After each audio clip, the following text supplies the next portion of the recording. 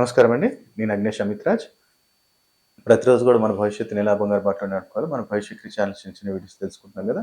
అయితే మొన్నటి నుంచి గూడా మనం ప్రతి రాశి వారికి ఒక మంత్రస్థాపన ఇంట్లో చేయిస్తున్నాము. ఆ మంత్రస్థాపన వల్ల జరిగే లాభాలు ఏంటివంటే, నీ ఇంట్లో ఉన్న నెగెటివ్ ఎనర్జీ అనేది ఎళ్ళిపోవటము, ఒక పాజిటివ్ ఎనర్జీని అట్రాక్ట్ చేయటము, ప్రతి పనులలో సక్సెస్ అనేది జరిగింది అంటే, ఆదాయం స్థిరంగా ఉంటది. స్థిర ఆదాయం ఉంది అంటే, మీరు గూడా ఏదైనా అప్పు జేసినా సరే గాని, పిల్లల కోసం గాని, ఎడ్యుకేషన్ కోసం, లేదంటే ఏదో ఆర్థిక సమస్యల కోసం ఆ అప్పులు మెల్లమెల్లగా తీర్చుకోవటానికి మనం ఈ మంత్రస్థాపన ఇంట్లో చేసి, ఒక చిన్న ప్రక్రియ వాళ్ళకి చెప్తున్నాం.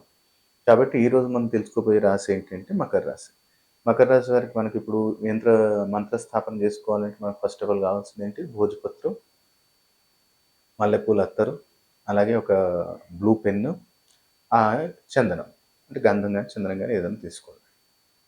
మంచిగా ఈ ఈ మంత్రము మనం స్థాపన చేసుకునేటప్పుడు ఉత్తరం ఫేస్‌కి కూర్చోండి. నార్త్ ఫేస్ చూసేటట్టు కూర్చొని, మంచి మనసులోని కోరిక కోరుకోండి. మంచిగా ఆర్థికంగా మీకెలా వస్తే డబ్బు, ఎలా వచ్చే ఛాన్స్ ఉంది? సోర్స్ ఆఫ్ ఇన్‌కమ్ ఏంటి? ఎలా ఇక్కడి నుంచి నాకొస్తే బావుండు. నాకు ప్రమోషన్ వస్తే బావుండు. ఇంకా ఇంక్రిమెంట్ వస్తే బావుండు. లేదంటే నా బిజినెస్ ఇది ఉంది. ఇంకా కొంచెం సేల్ పెరిగితే బావుండు. అట్లా నీకేముందో మనసులోని కోరిక కోరు. అది జరుగుతున్నట్టు మనకి ఆ ఇమాజినేషన్ మనకుండాలి. మనకిట్లా జరుగుతుంది.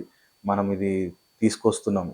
ఆహ్, ఒక మనం ఒక బండల్ తీసుకొస్తున్నాం.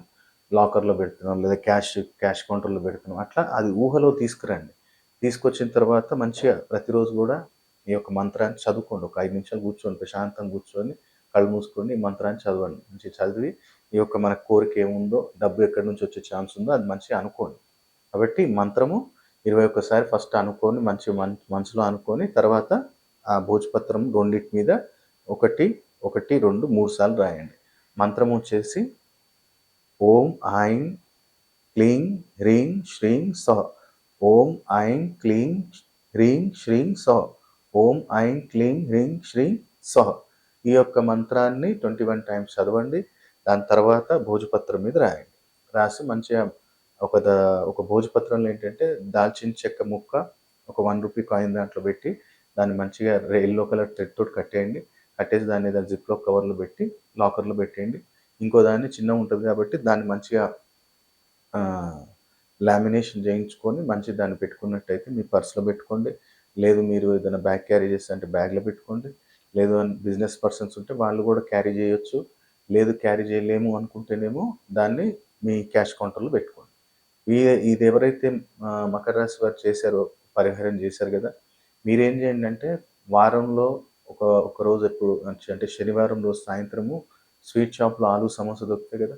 కొంచెం ఆలు సమోసాలు పంచడం మొదలుపెట్టండి. ఆటోమేటిక్‌గా మీకు ఆర్థికంగా స్టెప్ బై స్టెప్ మీకే చేంజెస్ అనేవి అర్థమవుతాయి.